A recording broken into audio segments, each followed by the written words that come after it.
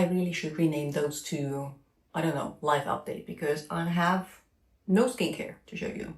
I have some makeup, some hair care, scented candles, not any more scented candles, fashion, boots, and a lot of books that I've read when we went on holiday, but no skincare. So if you're just here for the skincare topics, please come back for another video. These are more for the people that, I don't know, want a more personal connection. But I don't want to waste your time, so let's jump right in. I have new makeup from r.e.m. Beauty.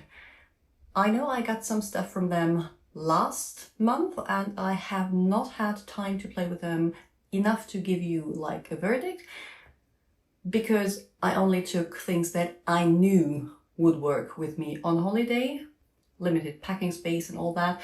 But they sent over their fall essentials kit and I am quite excited by the products they picked. The first one, and it really, I've used it once. I'm wearing everything today. I'm wearing the Sweetener foundation in the shade Fair 9NG, which is described as fair to light, neutral with golden undertones. And I've used it once and it's already, I don't know if it's picking up, like it has my fingerprints all over the beautiful sleek packaging.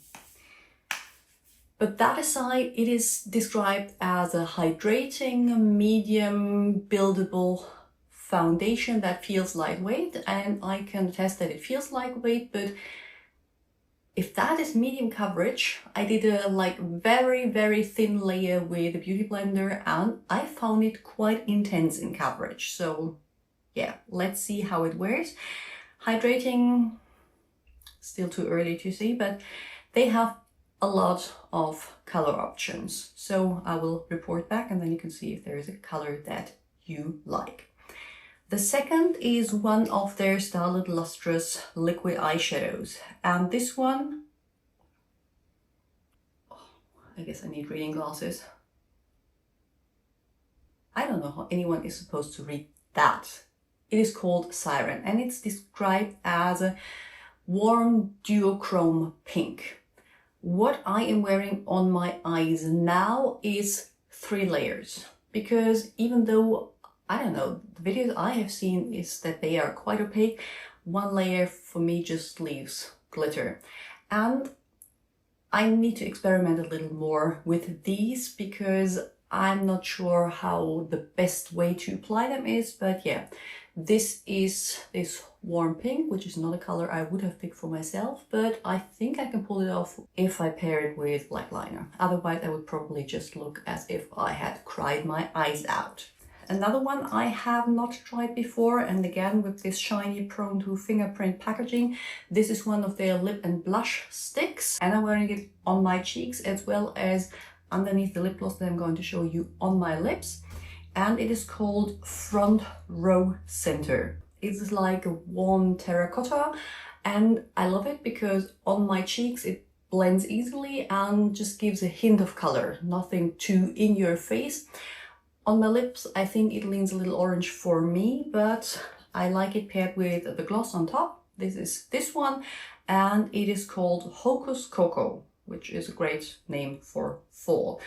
And I have another one of these, a red one. These have a very light color tint. So if you really want it to appear brown, you needed to wear it. This was my watch saying that I have reached my steps goal for today, which is strange because I'm not walking right now. I love them. They're vanilla, sticky, glossy. I know I'm not selling them, but that is how I like my glosses to be. Definitely something your hair would stick in if it got caught in the wind. As I said, I am experimenting, but I will give you a full rundown eventually. Moving on to hair care. My conditioner ran out, so I picked up the L'Oréal Paris Glycolic Gloss Conditioner.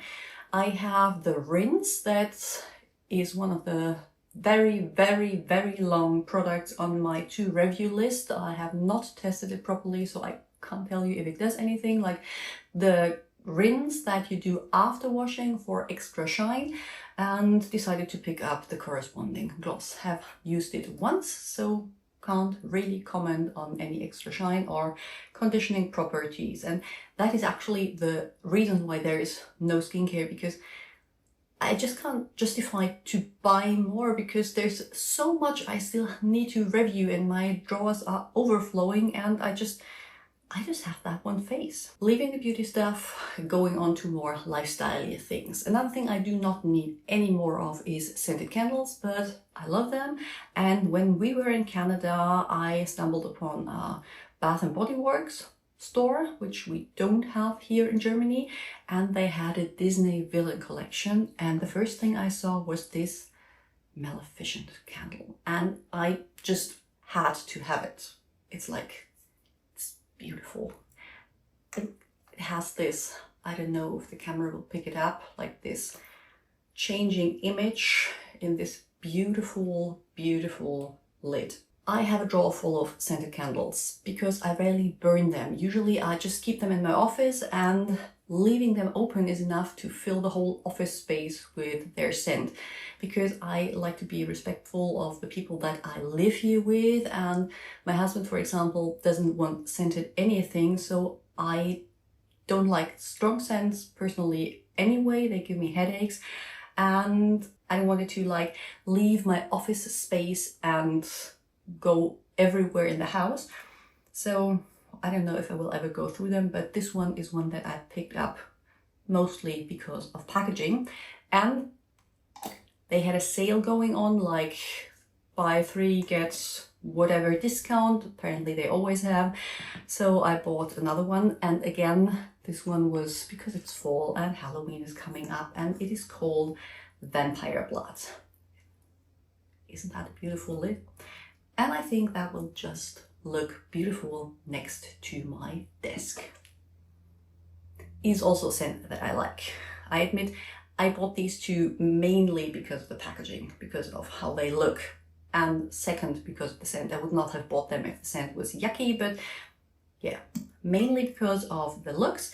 The third one I bought only for the scent, and this is apparently a classic, and it's called Black Cherry Merlot, and it is just,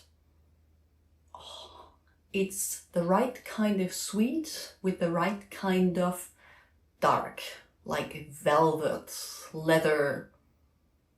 It's so gorgeous. 3 candles. And now I'm moving on to something you might not expect, but that I absolutely needed. Cowboy boots. Hear me out. I had cowboy boots like a really, really long time ago. Before the kids, when I had just met my husband, they weren't real cowboy boots. They were just cheap knockoffs. And I bought them because I said, when will I ever wear cowboy boots? So I bought them, and I figured if the quality is low, doesn't matter, I'm not gonna wear them a lot anyway. But I loved them. I loved the way they looked. I wore them to death. So within a year they were falling apart, no way of saving them. So I decided I will get another pair, and this time they'll be the real deal. The ones that you'll be buried with, the ones that last you a lifetime. So when we were in Canada, I visited a shop called Boulet, and they have been doing handmade cowboy boots since 1933. And these are my beautiful, handcrafted, original Canadian leather cowboy boots. And I love them. And I know what you're going to say. What is a mid-40 mother of 2 German person doing with cowboy boots? I don't care. It's like, they're so beautiful. The leather, it has just the right color, the slight reddish tint, the darkness, and this beautiful, look at that. They are so comfortable. I love them. I will wear them. And then books. I have a ton of books because holidays, and not that I need to explain or defend my reading choices, but I don't know about you, but if I travel somewhere where I know I will have a lot of input, a lot of new things that I see, my mind gets so tired by the end of the day, so overwhelmed, that I need something that's like a really, really easy read. Something that won't challenge me anymore. So that's the complete genre that I read, like fantasy, young adult stuff. Other than being not as challenging to read, the second thing that they needed to be was they needed to be available online from my local library, because I was not going to lug like 6 books around Canada. I needed them to be online. The first one was Fire and Feather, and I admit it was quite a disappointment. Very, very boring read. The good thing is that it's one of the few where the main female lead isn't like surprisingly the best archer or incredible sword fighter. It's about someone that's good with words and writing and like the magic of language. But that's about everything positive I have to say about this book, because again, the female lead was so annoying, like so annoying. She was like completely helpless, stumbling from here to there, having mishaps all the time, and she was all the time like, oh my god, I don't understand why that happened. And I could just simply not understand why she wasn't dead by like the first third of the book, and why people kept helping and defending her. And her love interest, it was like, yeah, they met and then they fall in love, and you like, why? There's no tension, no nothing, no spark, no. And she gets him killed like 3-4 times. He loses everything, and still he's like, oh yeah, but I guess I love you. And it's like, I don't get it. It was so annoying.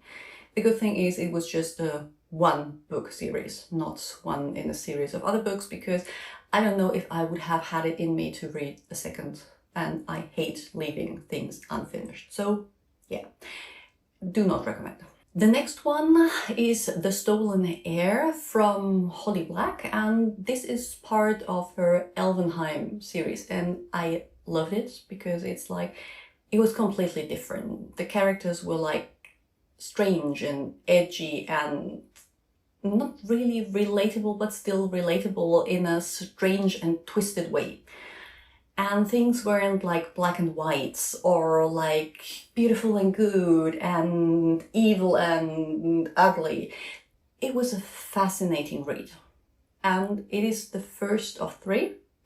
The only thing that annoys me with this book, and it's completely, totally on me, is that there are 2 trilogies set in this fantasy world, and you can read them completely separate. But I accidentally started with the first book of the second trilogy, and the first trilogy, which is like set in events before that, is the one I have not started, and I don't like that. I want to read things in order, in proper order. The third one I read was Tempest of Tea, and that one is more set in with vampires and set in a more steampunk world, which I really like. But it was kind of a slow read for me for the first half, because I was like, yeah, nice that you're giving me this information, but it was dragging a little. But then it picked up pace, and suddenly all the bits of information that you had suddenly made sense, and they're very important. So if you've tried it, it is worth sticking with it to the end. I really, really like this, and it's the first of 2, and I'm really looking forward to reading the second one, which was just released on, I think, September 23rd or 24th. And the fourth and final one, I do tend to read a lot when I'm on holiday, is the Atlas 6, which is again like set in more modern times, but also deals with magic and people that like, what are you willing to do and sacrifice from within yourself to gain access to like a secret society, knowledge.